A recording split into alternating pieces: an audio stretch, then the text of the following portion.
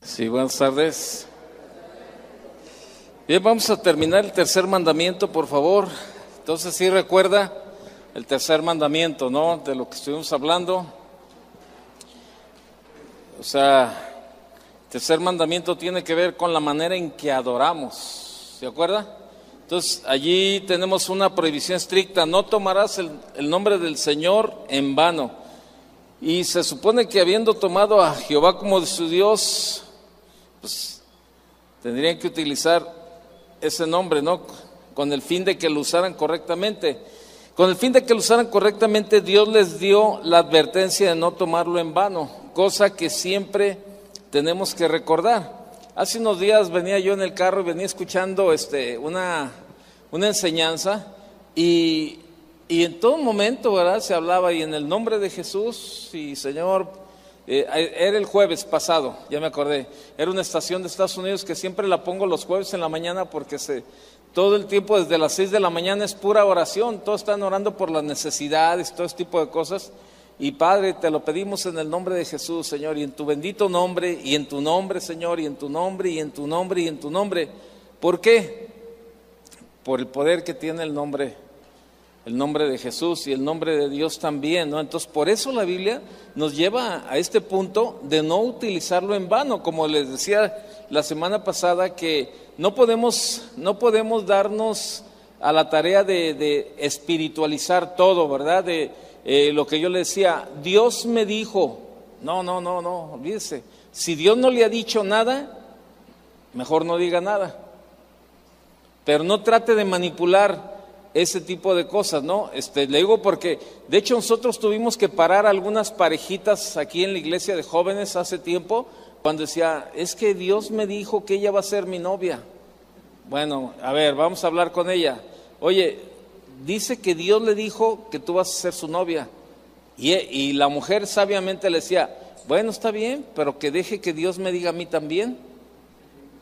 Sí, entonces, porque siempre por lo regular se va uno a los extremos y a veces ese tipo de circunstancias manipulan. Mucha gente viene con nosotros y, pastor, fíjese que ya me voy de la congregación. Ah, caray, ¿por qué se quiere ir? No, pues es que fíjese que pues decidimos cambiarnos de congregación a otro lugar más cerca de donde vivimos. Ok, y ¿ya oró? No, sí, ya oramos. Y Dios nos dijo que nos cambiáramos. Ah, ok. Entonces, Dios ya les confirmó. Sí, ya nos confirmó.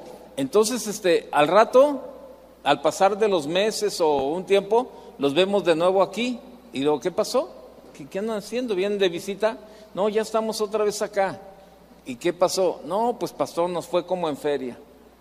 Es que fíjese que el pastor nos trató mal y de hecho no nos quiso dar la membresía, pues casi nos corrió de la iglesia donde dije, fíjese, el problema es de muchos cristianos es que muchos cristianos no se mueven en base a la voluntad de Dios, muchos se mueven en base a la necesidad, en base a la comodidad, en base a muchas cosas y dejamos al último la voluntad de Dios.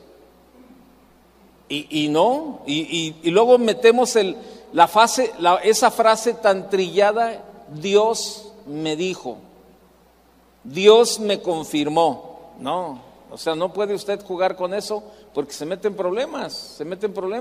Y yo le dije a esta persona, le dije, a ver, espéreme, entonces, ustedes no están buscando la voluntad de Dios. Le dije, ustedes no se fueron buscando la voluntad de Dios, se fueron buscando su propia comodidad. ¿Por qué se van a cambiar? No, porque esta iglesia nos queda más cerquita. Ah, ok. Y Dios les dijo, sí, Dios nos dijo. Y al rato regresan, tú dices, bueno, espérame, entonces, ¿cómo que Dios te dijo? Y ese es el problema de muchos cristianos que anteponen la famosa frase, Dios me dijo, Dios me habló, Dios me confirmó. Y eso es utilizar mal el nombre de Dios, o utilizar en vano el nombre de Dios. Entonces, tenemos que tener mucho cuidado con eso, ¿no? Entonces, dice la Biblia, no tomarás el nombre del Señor en vano. Entonces, con el fin de que lo usaran correctamente, ¿verdad? Dios les dio la advertencia de no tomarlo en vano, como que siempre tenemos que recordar. Primero, tomamos el nombre de Dios en vano cuando hipócritamente hacemos uso de él. hablamos mucho de Dios y Dios te bendiga, en el nombre de Dios, todo eso, pero no vivimos de acuerdo a lo que Él nos pide. O sea, andamos hablando mucho de Dios y de Dios y de Dios, pero no vivimos congruentemente con lo que la palabra de Dios dice. Andamos predicando, andamos enseñando y andamos hablando de Dios, pero no. Entonces quebrantamos el mandamiento cuando hacemos una promesa a Dios y no la cumplimos. La Biblia dice que más vale que no prometamos y cumplamos a que prometamos y no cumplamos, ¿no? Entonces, cuando blasfemamos o tomamos en nuestros labios el nombre de Dios sin tener que hacerlo o con mal propósito, tomamos su nombre en vano, ¿sí? Cuando lo usamos vanamente, cuando lo hacemos un juramento cualquiera usando el nombre de Dios, mira, ¿se acuerda de eso? Por el osito Bimbo, te lo juro por Dios. La Biblia dice que no jures y muchos todavía, ay, se me olvidó, pero al rato están, no, te lo juro de verdad. La Biblia dice que tu sí sea sí y no hay más. Fuera de ahí ya estamos mal. Tu sí sea sí y tu no sea no. No tenemos por qué andar jurando.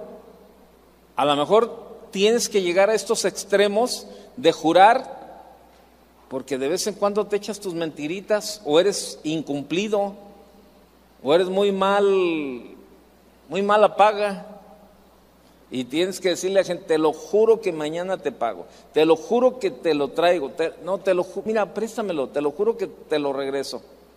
Y si ya no te creen, tienes que utilizar palabras que salen sobrando y que afectan. Entonces, nuestro sí tiene que ser sí y nuestro no tiene que ser no. Entonces,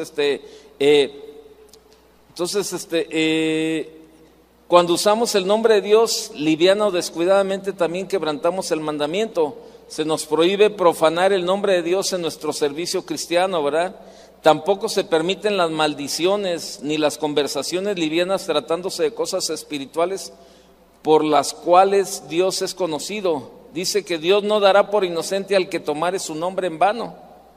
Aún los jueces que condenan a las personas por otras ofensas, pero no dan importancia a esta, deben de recordar que Dios celosamente guarda el honor de su nombre. Entonces, hay una serie de cosas, ¿no? Entonces, esta cuestión, esta frase de Dios no dará por inocente al que tomare su nombre en vano, ¿no? Esta frase conlleva muchas implicaciones, puesto que será Dios mismo quien enjuiciará a los que descuidan su nombre. ¿Se acuerda lo que dice? No lo busque, Hebreos 10:31. Dice, horrenda cosa es que caer en manos del Dios vivo. Entonces, ¿se acuerda? Los 10 mandamientos fueron escritos ¿por quién? Por el dedo de Dios. En ninguna otra parte de la Biblia dice que algo fue escrito por el dedo de Dios, solamente la tabla de los 10 mandamientos.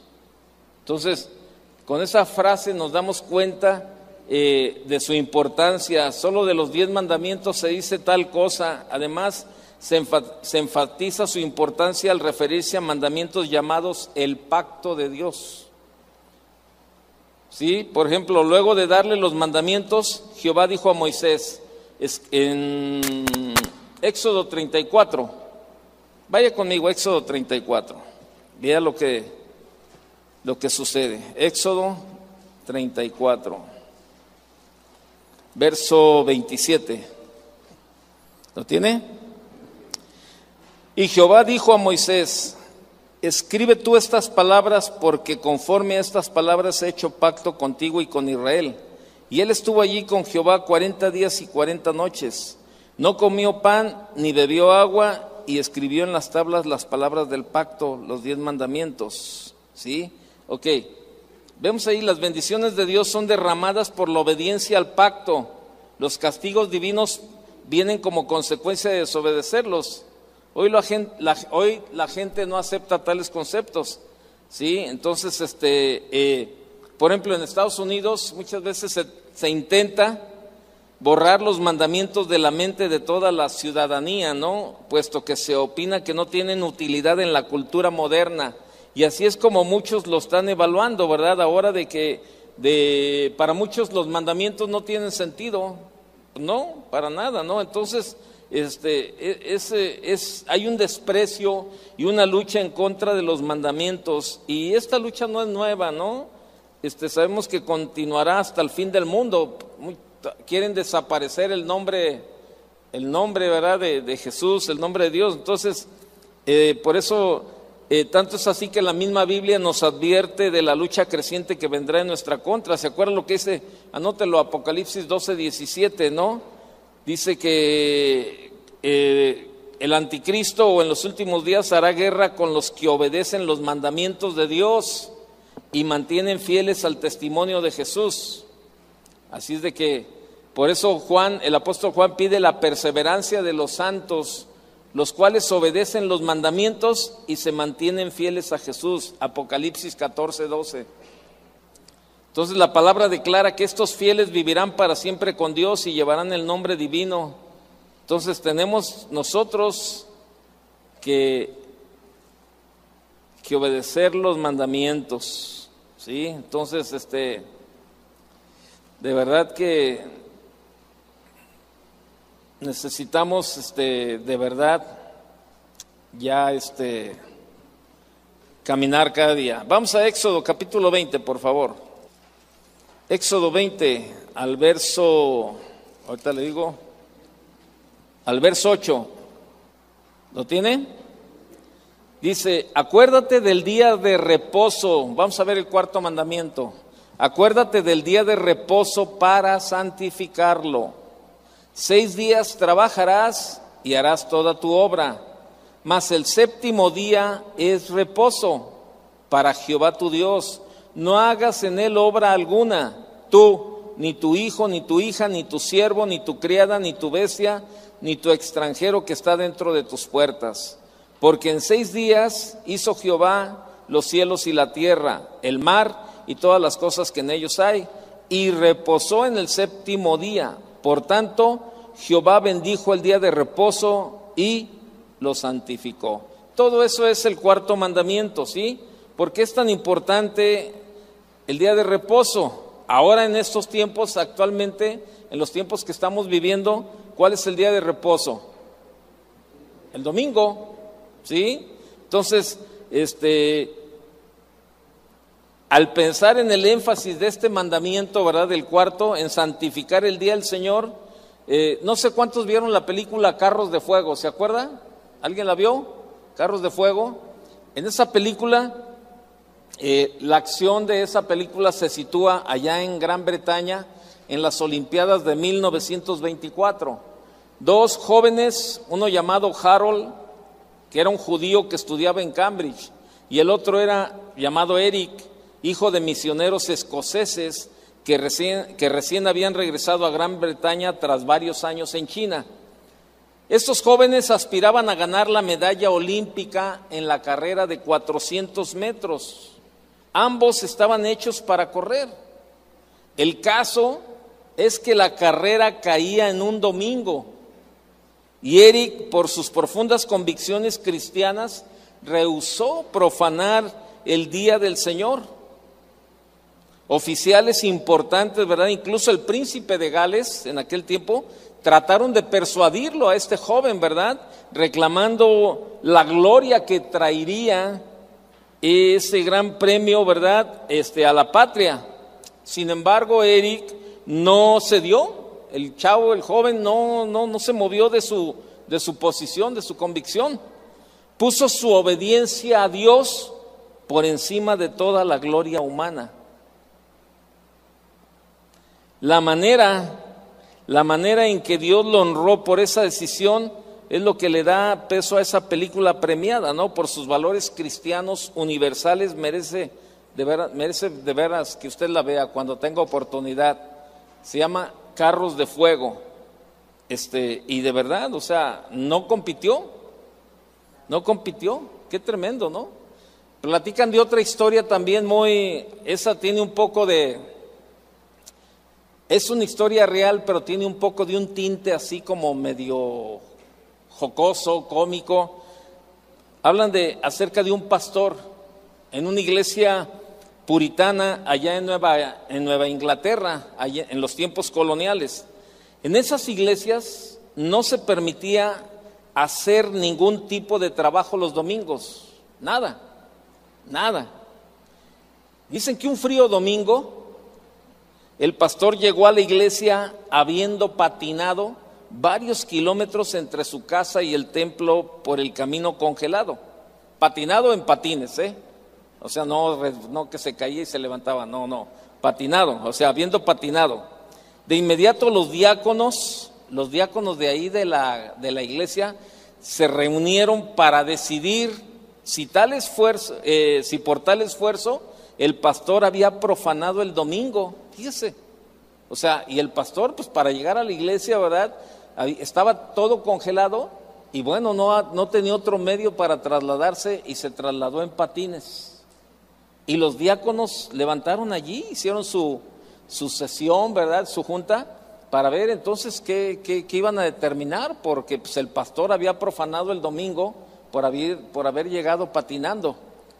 Y el veredicto de todo el consejo, el concilio de la iglesia fue el siguiente: te damos permiso para llegar en patines, pero de ninguna manera tienes permiso para disfrutarlo.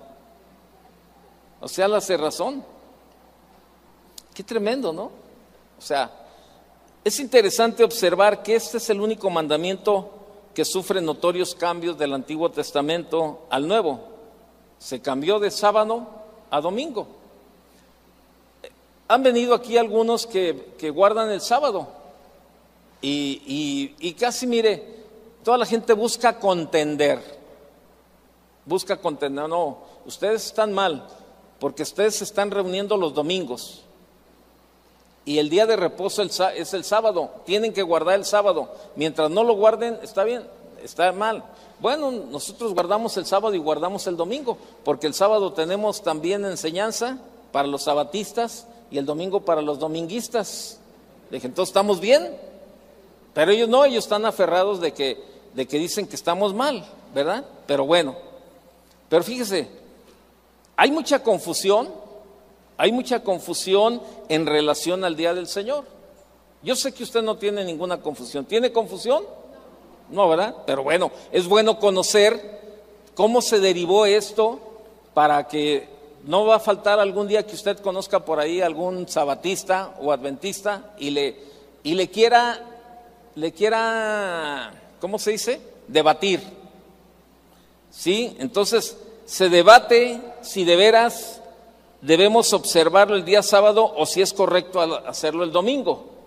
Para conocer el porqué del cambio tenemos que irnos a la historia, ¿sí? No conocemos los debates que hubo en la iglesia primitiva, si es que acaso los hubo en aquellos tiempos en relación a este mandamiento, a este mandato. Lo único que sabemos es que la resurrección de Cristo fue un evento tan inspirador, inesperado, glorioso y transformador que los cristianos comenzaron a reunirse en memoria de ello. ¿Y cuándo ocurrió? ¿Cuándo resucitó Jesús? Se supone, de acuerdo a la historia, murió ¿qué? ¿Un qué? Un viernes. ¿Y cuándo resucitó? Un domingo. Entonces, de allí, en la resurrección, comenzó el cambio, ¿verdad? Fue un hecho tan glorioso, tan tremendo, ¿verdad? Tan transformador, que eso fue lo primero que comenzó a transformar. Jesús resucitó en domingo, ¿sí? Ocurrió un domingo la resurrección, en lugar de hacerlo los sábados. Entonces, mire, vamos a ver algunos textos. Vaya a Juan capítulo 20, por favor. Pregunta: ¿cuál es el primer día de la semana? ¿Cuántos creen que es el domingo? ¿Todos? ¿Estamos de acuerdo? Ok, Juan capítulo 20, verso 19. Porque hay algunos que creen que el primer día de la semana es el lunes. ¿La qué? Laboral. Yo estoy de acuerdo. El primer día de la semana laboral. Pero como en el orden el primer día de la semana es el domingo, ¿todos estamos de acuerdo? Ok. Vea lo que dice el verso 19 del capítulo 20. ¿Ya lo tiene? Léalo conmigo para que, verdad que ahí está, mire. Verso 19. Cuando llegó la noche de aquel mismo día, ¿cuál día? ¿Qué dice ahí? Volvemos a esto. ¿Cuál es el primer día de la semana? ¿Y cuál día dice ahí? Cuando llegó la noche de aquel mismo día, el primero de la semana, estando las puertas cerradas en el lugar donde los discípulos estaban reunidos por miedo de los judíos, vino Jesús y puesto en medio les dijo: paz a vosotros. Bueno, Hechos 27, Hechos capítulo 20, verso 7. Hechos capítulo 20, verso 7. ¿Ya lo tiene? ¿Sí? Ok, dice, vamos otra vez, ¿cuál es el primer día de la semana? Domingo. ¿Qué dice el verso 7? El primer día de la semana, reunidos los discípulos, ¿para qué? Para partir el pan. Pablo les enseñaba, habiendo de salir al día siguiente, y alargó el discurso hasta la medianoche. ¿Sí? Entonces, Primera de Corintios capítulo 16, verso 2. Primera de Corintios 16, verso 2. ¿Lo tiene? Vea, desde el verso 1, léalo conmigo. ¿Ya lo tiene? Dice: en cuanto a la ofrenda para los santos, haced vosotros también de la manera que ordené en las iglesias de Galacia. Cada primer día de la semana, cada uno de vosotros ponga aparte algo, según haya prosperado, guardándolo, para que cuando yo llegue no se recojan entonces ofrendas. ¿Cuándo da usted? Bueno, la mayoría, ¿no? ¿Cuándo dan sus ofrendas? El primer día de la semana, el domingo. Bueno, ahí tiene otra base de reunirse, ¿no? Entonces, déjenme ver si tengo alguna otra cita. Bueno, tengo esos tres. Tengo otro, pero no habla del primer día. Pero vaya conmigo, véalo. Apocalipsis capítulo 1, verso 9 y 10. Apocalipsis 1, 9 y 10. Dice: yo, Juan, vuestro hermano y copartícipe vuestro en la tribulación, copartícipe vuestro en la tribulación, en el reino y en la paciencia de Jesucristo, estaba en la isla llamada Patmos por causa de la palabra de Dios y el testimonio de Jesucristo. Yo estaba en el Espíritu en el día del Señor y oí detrás de mí una gran voz como de trompeta. En el día del Señor. No dice si era el primero, pero ahí dice que estaba en el día del Señor, ¿no?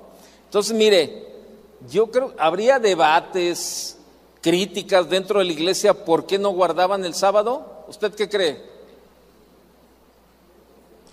¿Usted qué cree? ¿Que sí o que no?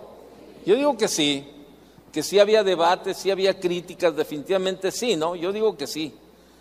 Y escribiéndole Pablo a los colosenses, ¿sí? Eso nos marca todo. Esto nos marca todo. Olvídese de los 3 versículos que leímos que habla del primer día de la semana, pero ahorita vamos a ver algo más. Vaya conmigo a Colosenses capítulo 2, por favor. Colosenses capítulo 2, verso 16. ¿Lo tiene? Por tanto, nadie os juzgue en comida o en bebida, o en cuanto a días de fiesta, luna nueva, o días de ¿qué? De reposo. Yo creo definitivamente que sí se levantó allí una gran trifulca, a lo mejor en un debate, crítica dentro de la iglesia, ¿por qué no guardaban el sábado? Yo digo que sí se armó ahí sus buenos debates.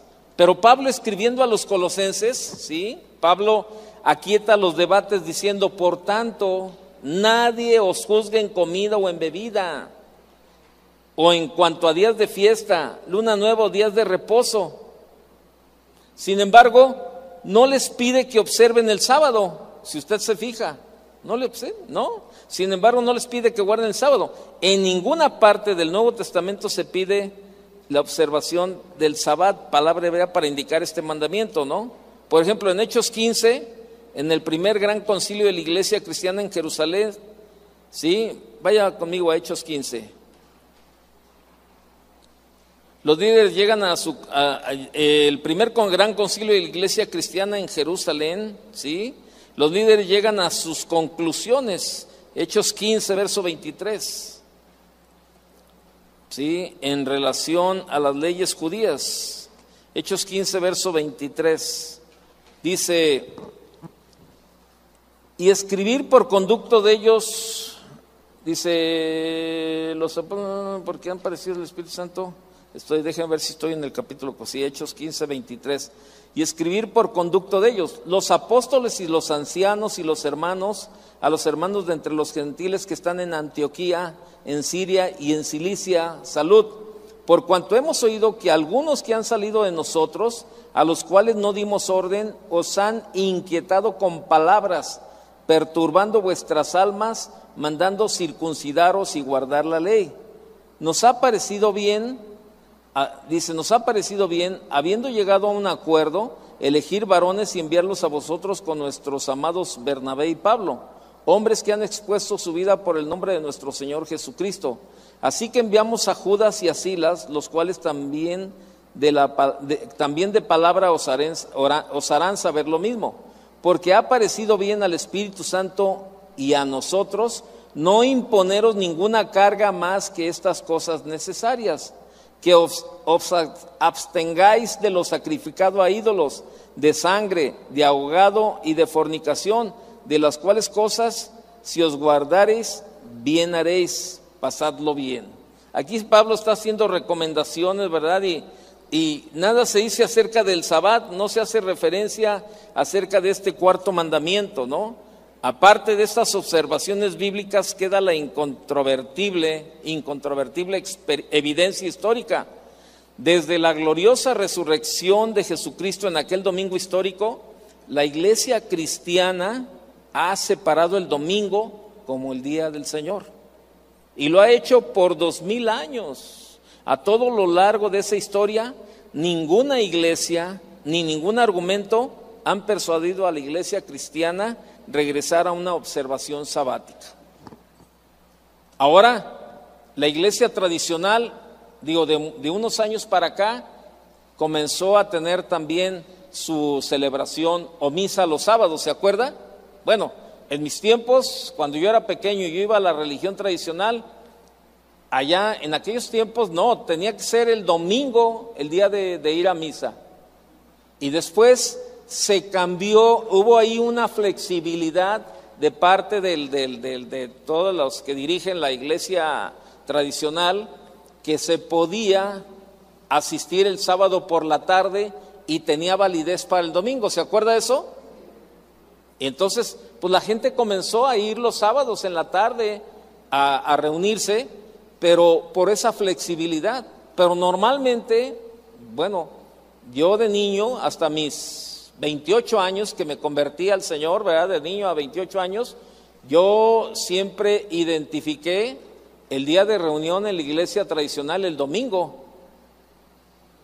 Solamente cuando en alguna ocasión teníamos un compromiso, queríamos ir de paseo, bueno, pues vamos el sábado, al cabo ya nos vale. Yo me acuerdo que decíamos, al cabo nos vale para el domingo. Y entonces iban, ¿no?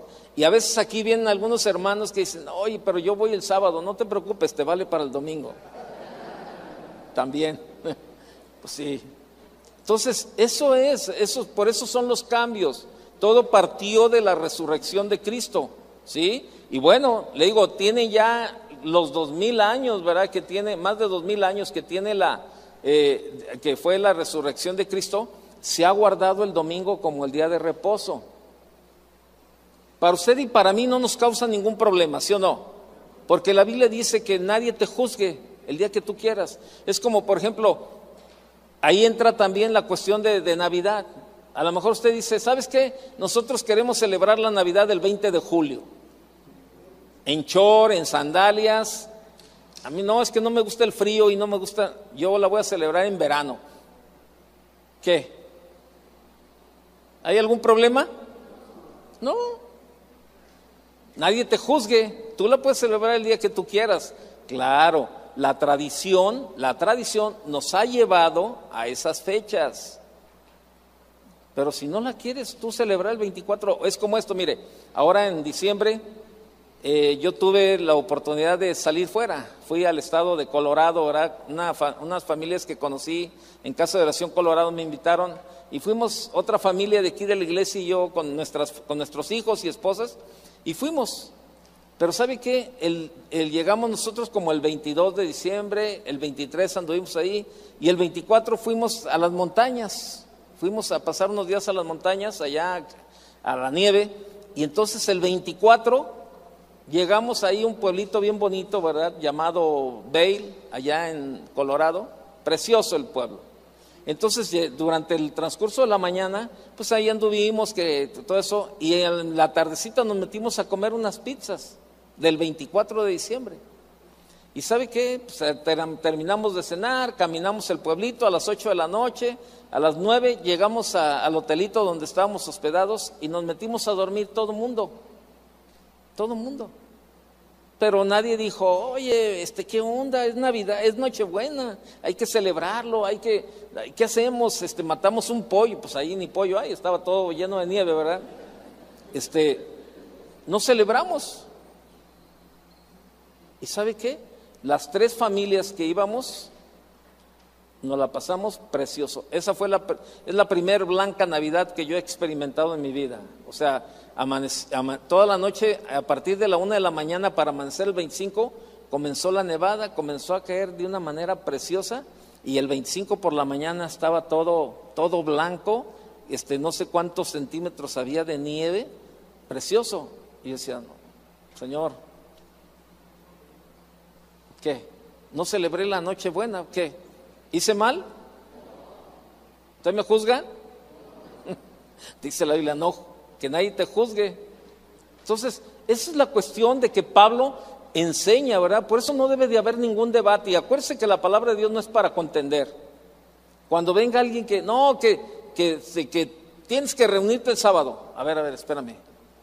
¿Tú estás convencido que es el sábado? Sí. ¿Y te afecta que yo me reúna el domingo? No, pues que sí. Bueno, tienes un problema. Tú tienes un problema. Yo no lo tengo. A mí no me afecta si tú te congregas el sábado. Yo estoy convencido de ir el domingo. Cuando tengo ganas y se me antoja, voy los sábados. Pero no pasa nada. Acuérdese de algo. Él, a través de Jesucristo, a través de su muerte, nos hizo ¿qué? Libres. Por eso la palabra de Dios, bien claro ahí en el Evangelio de Juan, conocerás la verdad, y la verdad ¿qué? Nos hará libres, o sea, no estamos ofendiendo a nadie si usted y yo nos congregamos el domingo, ¿está de acuerdo? No estamos ofendiendo a nadie. Para algunos sí se sienten ofendidos, pero ese ya no es problema de nadie más que de ellos. Porque nosotros estamos convencidos de lo que estamos haciendo. Y eso es lo que nos enseña el 4º mandamiento. Entonces, pero sí tenemos que guardarlo, ¿no? Entonces, aparte de ese debate de si fue que el sábado y que no sé qué, hay otro. No estamos seguros de la manera correcta de guardar el domingo si solo es día para ir a la iglesia, orar y leer la Biblia, o si es permisible hacer algún deporte, salir a pasear o disfrutar con la familia. ¿Cuál será la manera correcta de observar este mandamiento? Dice la Biblia, lo que leímos de este día de reposo, acuérdate del día de reposo, ¿para qué? Para santificarlo. Primero veamos lo que algunos llaman un problema histórico. No hay duda de que este 4º mandamiento, como fue aplicado y observado en el Antiguo Testamento, fíjese, como fue aplicado y observado en el Antiguo Testamento, es conflictivo.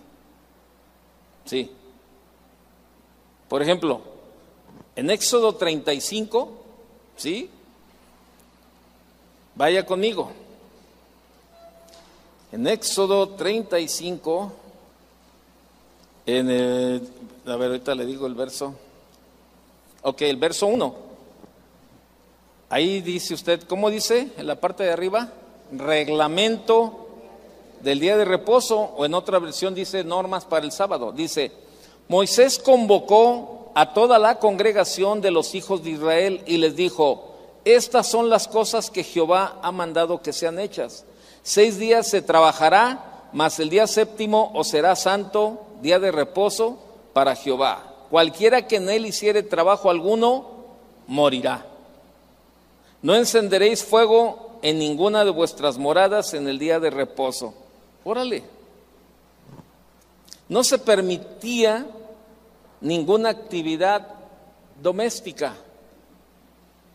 No se permitía ninguna actividad doméstica. Hasta se prohibía encender fuego en la casa para cocinar. ¿Será que nos corresponde a nosotros los cristianos observar el día del Señor con ese mismo tipo de restricciones? ¿Sí o no? En busca de esa respuesta, expertos bíblicos han hecho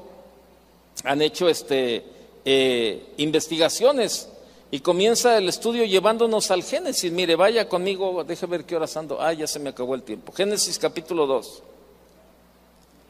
Génesis 2, verso 2.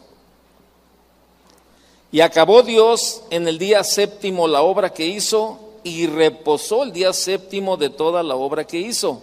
Y bendijo Dios al día séptimo y lo santificó, porque en el reposo de toda la obra que había hecho, porque en el reposo de toda la obra que había hecho en la creación. ¿Sí? Ok. Entonces, este hecho expresado tan temprano en la Biblia levanta el problema histórico. Es decir, ¿celebraron Adán y Eva y sus descendientes el sábado del Señor? ¿Cuándo comenzó a celebrarse el sábado? ¿Sería después que Moisés entregó los 10 mandamientos? ¿Es la observación del sábado algo demandado a todos los hombres o solo se aplica solo a los israelitas? Esta historia continuará. Que Dios le bendiga.